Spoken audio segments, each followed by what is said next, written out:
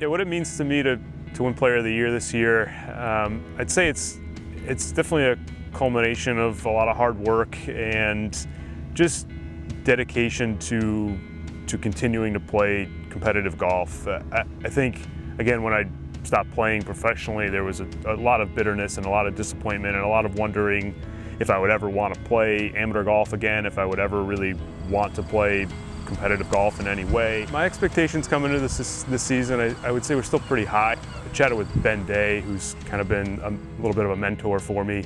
Last summer, I spent a couple of days playing with him, and I was chatting about it with him because I was getting ready to get my status back this year and asking him, what was it like when you came back from playing professionally to playing as an amateur?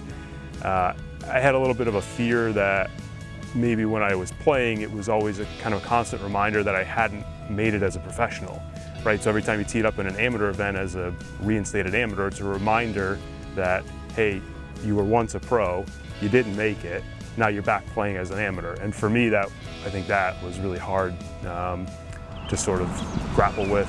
I'd say the first round of the Connecticut Amateur, I definitely felt some butterflies and some excitement, even the night before. Just the fact that I was preparing for what I knew was going to be an awesome tournament. I didn't know how I was going to play, but just an awesome tournament as far as playing in the Connecticut Amateur and the history of the Connecticut Amateur and my own history of the Connecticut Amateur and being such a great golf course at Short Haven. So I was excited just to even just prepare to play in a tournament regardless of kind of what happened. I definitely had some butterflies that first morning just driving down. I had a buddy caddying for me and we were pretty fired up just to get out there and play.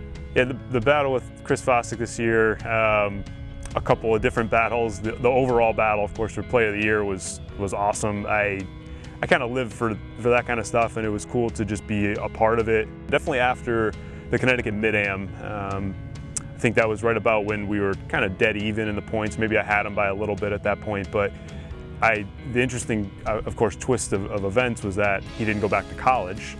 So he was around to play. All of a sudden I saw his name signed up for the tournament champions and a couple of one days, and then it was Black Hall for the two-man. So it was interesting that I was planning on playing probably most of those events, and then I figured, hey, he's not going back to college. If he's smart, he'll do the same.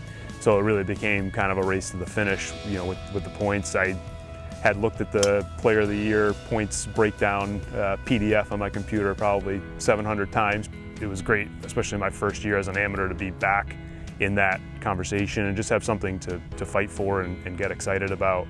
Of course, the battle at the Connecticut Amateur was kind of the precursor for the rest of the season. That day, it was still really tough to think about and to swallow even now, months later. But I give him a ton of credit. He obviously played fantastic, especially in the afternoon of that final. Yeah, I'd say the memories I take away from this season, despite all the close calls, those will probably still be some of the memories that I think about. Memories that, yeah, it's great to get into that position, and then to not win, of course, there's a kind of a stain on that memory in a way. Definitely the Connecticut Amateur, what an awesome week, and I had so much fun, and Short Haven was such an awesome golf course, and had all these buddies caddying for me and everything, and then, there's like a little bitter reminder, oh, hey, by the way, you didn't win. So, it's like I have this great memory, but there's a little bit of a kind of a tinge to it. Same thing for the Mid-Amateur at Madison. Just awesome couple of days. Golf course was fantastic, just beautiful conditions, and then, oh, hey, by the way, you lost in a playoff. So it's hard for me to kind of accept that, especially being someone who I'm playing out there mainly to win. And so the memories that I'm taking away from this year will be, somewhat, not bitter, but somewhat, just kind of stained, like I said. And if anything, try to take a positive spin on it. I think it's maybe the best thing that could have happened for me. Winning Player of the Year is awesome. Hopefully I can leverage that into playing some great events next year.